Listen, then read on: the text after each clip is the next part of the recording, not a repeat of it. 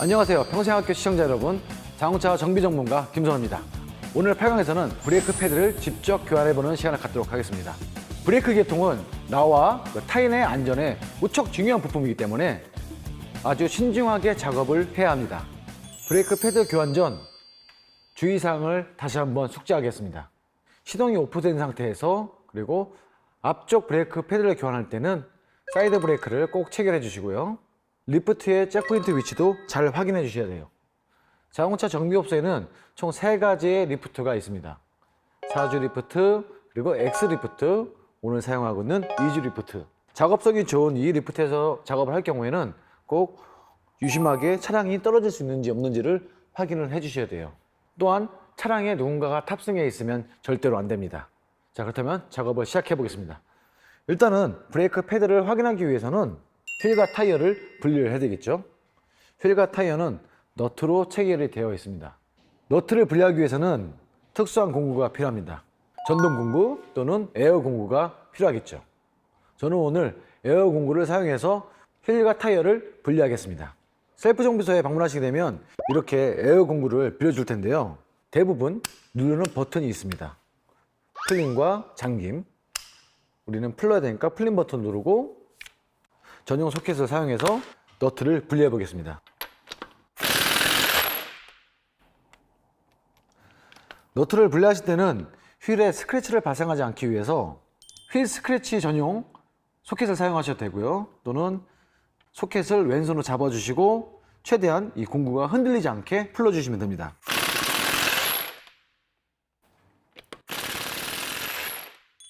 오늘 차량은 너트 타입인데 간혹 볼트 타입이 있어요. 그런 경우는 볼트를 다 풀리게 되면 휠과 타이어가 갑자기 쿵 떨어져서 내 발을 다칠 수가 있습니다. 그 부분도 꼭 유념하시고요.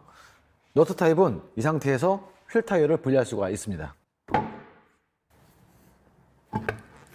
휠과 타이어만 분리해도 이렇게 쇼크 옵셔머나 스테빌라이저 링크 등등 여러 부품들이 잘 한눈에 보이네요.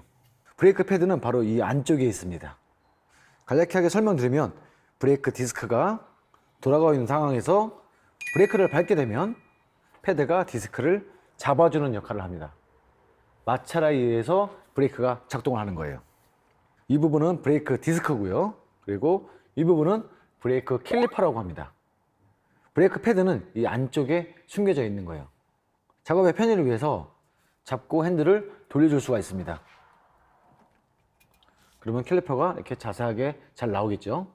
대부분의 차량들이 이 캘리퍼에는 브레이크액이 전달되는 이런 호수가 체결되어 있습니다. 이 상태에서 분리를 하게 되면 브레이크 호수가 꺾인다거나 아니면 뒤쪽에 있는 브라켓이 또 꺾이는 경우가 발생할 수가 있어서 브라켓을 잡고 있는 볼트를 또 분리를 해줘야 돼요.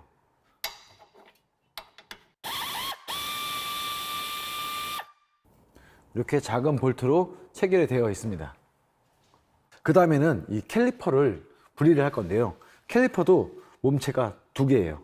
한쪽은 바디고 한쪽은 캘리퍼의 캐리어입니다. 우리는 이 바디를 캐리어와 분리를 할 겁니다. 상단과 하단에 캐리어와 바디를 체결하는 볼트가 있습니다. 일단은 하단을 풀어주겠습니다. 아주 작은 토크로 체결이 되어 있어서 손쉽게 분리를 할 수가 있습니다. 모양이 조금은 달라요. 차종에 따라 다르겠지만 오늘 차량은 하단에 있는 볼트만 분리를 해도 이 캘리퍼 바디를 들어 올릴 수가 있습니다. 자, 이곳에 브레이크 패드가 보이네요. 여기 보이는 것은 바로 캘리퍼에 장착된 피스톤입니다. 브레이크 패드를 밟게 되면 이 피스톤이 튀어나오면서 이 브레이크 패드를 압착해 주는 거예요. 그냥 힘으로 브레이크 패드를 빼려고 하지 마시고 작은 드라이버 같은 걸 이용해서 쥐렛대 힘으로 빼주시면 됩니다. 이렇게 되면 안쪽 패드를 뺄 수가 있습니다. 그렇다면 브레이크 패드는 언제 교환을 해야 될까요? 브레이크 쪽은 운전자와 나와 타인의 안전에 직접적으로 연관이 있는 부분이기 때문에 저는 개인적으로 교환 주기를 조금 앞서서 교환하시는 것을 추천드립니다. 그렇지 않을 경우 그런 소리 많이 들어보셨을 거예요. 주행 중에 창문을 살짝 열었을 때 무언가 쇠가 갈리는 소리, 끼, 삑 그런 소리 날 경우는 이 브레이크 패드에는 그 소음을 내게끔 이런 인디게이터가 장착이 되어 있습니다.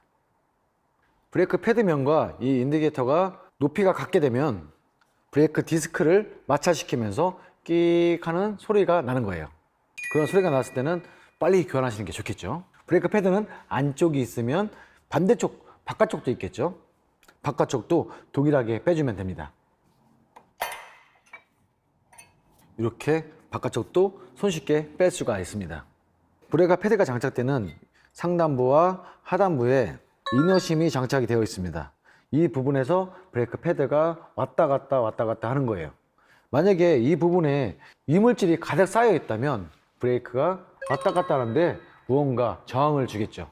신품 브레이크 패드를 장착하기 전에는 이 부분을 깨끗하게 세척해 주는 것도 아주 좋은 생각입니다. 그 다음 신품 브레이크 패드를 장착하기 전에 또 해야 될 것들이 있습니다. 브레이크 바디에 장착된 피스톤, 이 피스톤을 눌러줘야 돼요. 신품 브레이크 패드는 두께가 두꺼워졌기 때문에 우리가 패드를 장착하고 닫았을 때 다치지가 않습니다. 그래서 밀어줘야 됩니다. 일반적으로 사용하는 공구로 제가 미는 모습을 보여드릴게요.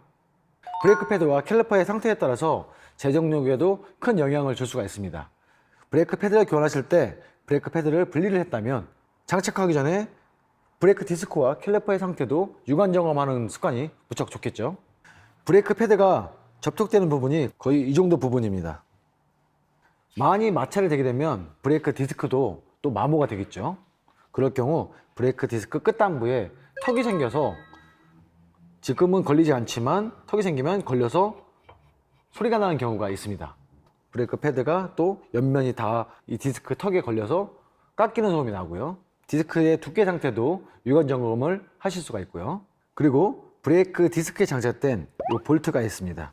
물론 휠과 타이어를 장착하면 압착이 되지만 간혹가다 이 볼트가 풀려 있는 경우가 있습니다. 그래서 한 번씩 조여해 주시는 것도 무척 좋을 것 같아요. 그 다음에 브레이크 호수가 있겠네요. 브레이크 호수는 이 캘리퍼 뒷정면에 장착이 되어 있습니다. 볼트로 체결되어 있고요. 위에 쪽과 밑에 쪽에 동화샤가 체결이 되어 있습니다. 그 와셔의 상태가 안 좋을 경우 또는 조임이 안 좋을 경우는 브레이크 액이 이쪽에 젖어 있을 수가 있어요. 만약 혹시라도 브레이크 캘리퍼를 열었을 때 무언가 젖어 있다. 그럼 브레이크 액이 미세하게 새고 있는 거예요. 빠른 조치가 필요하겠죠. 브레이크 디스크가 장착된 이 중간에 보시면 녹이 아주 잘 발생하는 부분입니다. 이 부분에 부식이 심하거나 이물질이 많이 끼어 있다면 추후에 브레이크 디스크를 교환할 때 디스크가 잘 빠지지 않는 경우, 그런 경우가 발생할 수가 있습니다. 분리를 했을 때 이 부분을 조금 세척해 주는 것도 좋은 방법이겠네요. 브레이크 패드를 다시 장착해 보겠습니다. 브레이크 패드를 장착하기 전에 브레이크 캘리퍼에 튀어나와 있는 바로 이 피스톤을 밀어줘야 돼요. 신품 브레이크 패드는 두께가 두껍고 사용했던 브레이크 패드는 얇아졌기 때문에 캘리퍼가 장착이 되기가 어렵습니다. 평균적으로 자주 사용하는 공구를 사용해서 이 브레이크 캘리퍼의 피스톤을 밀어 보겠습니다. 브레이크 패드를 밀어주는 연장인데요. 이 연장을 사용해서 이 사이에 체결합니다. 그리고 돌려주면 조여지는 거예요. 시계 방향이죠. 강한 힘이 들어가지 않고 천천히 돌려줘도 충분히 압착이 됩니다. 만약에 이 피스톤을 압착할 때 무언가 뻑뻑하고 잘 안 들어간다. 그렇게 되면 이 캘리퍼 라인에 문제가 생긴 거예요. 제동력이 조금 달라질 수가 있겠죠. 최대한 돌려주시고 안 들어간 시점에 다시 풀어주면 됩니다. 자, 이렇게 되면 피스톤이 아주 바짝 압착이 되었죠. 이 상태에서 신품 브레이크 패드를 장착을 하고 그 다음에 캘리퍼를 내려주면 됩니다. 그 다음에 꼭 잊지 마시고 볼트를 체결해 주셔야 됩니다. 셀프 정비를 하시는 분들이 다 잘 해놓으시고 마지막에 볼트 체결을 깜빡하시거나 또는 조이지 않아서 문제가 발생하는 경우가 있습니다.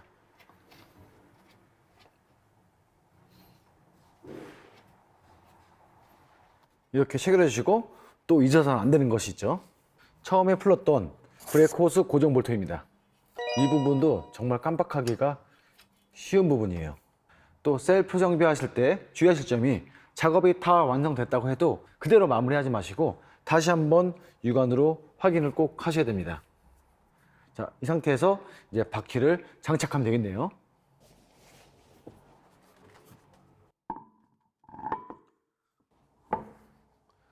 휠 너트를 체결합니다. 이 부분도 다 손으로 먼저 다 걸어 주셔야 돼요. 휠 너트를 조이실 때도 두 가지 방법이 있습니다. 토크렌치를 사용하는 방법과 그리고 토크렌치가 없을 경우 수공구 또는 에어 공구를 이용해서 체결하는 방법입니다.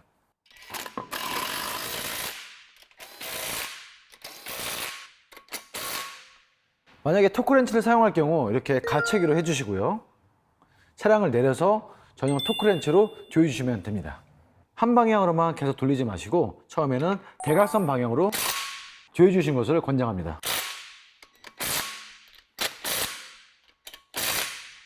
저는 지금 에어 공구를 사용해서 휠 너트를 조였습니다. 제일 좋은 방법은 이 토크렌치를 사용해서 조이는 방법이고요. 하지만 셀프 정비소에 이런 전용 토크렌치가 있는 경우는 극히 드뭅니다. 또는 자가 정비를 위해서 이 토크렌치를 구입한다는 것도 좀 무리가 있겠죠. 만약에 토크렌치를 사용하지 않고 에어 공구를 사용해서 조인다면 너무 강한 토크로 조이지 마시고 적당한 토크로 조이시길 바랍니다. 오늘 이렇게 8강 브레이크 패드 교환을 마무리로 셀프 정비 기초 도전을 해봤습니다. 자동차를 내가 직접 관리하는 문화가 점점 안착이 되면서 내 스스로 내 차를 지키는 그런 문화가 아주 자리 잡고 있습니다. 셀프 정비를 하실 때 내가 할 수 있는 것과 내가 할 수 없는 부분을 명확하게 구분하시고요. 셀프 정비에서 제일 중요한 것은 바로 작업자의 안전이고요. 그리고 또 환경적인 부분도 있습니다. 셀프 정비를 하면서 내 차에 있는 부품들을 아무데나 버리시면 안 되고요. 지정된 곳에서 폐기를 하셔야 됩니다. 셀프 정비를 하시기 위해서는 가까운 셀프 정비소로 방문을 하셔서 작업을 하시는 것을 권장합니다. 8강 동안 함께 해주셔서 감사드립니다.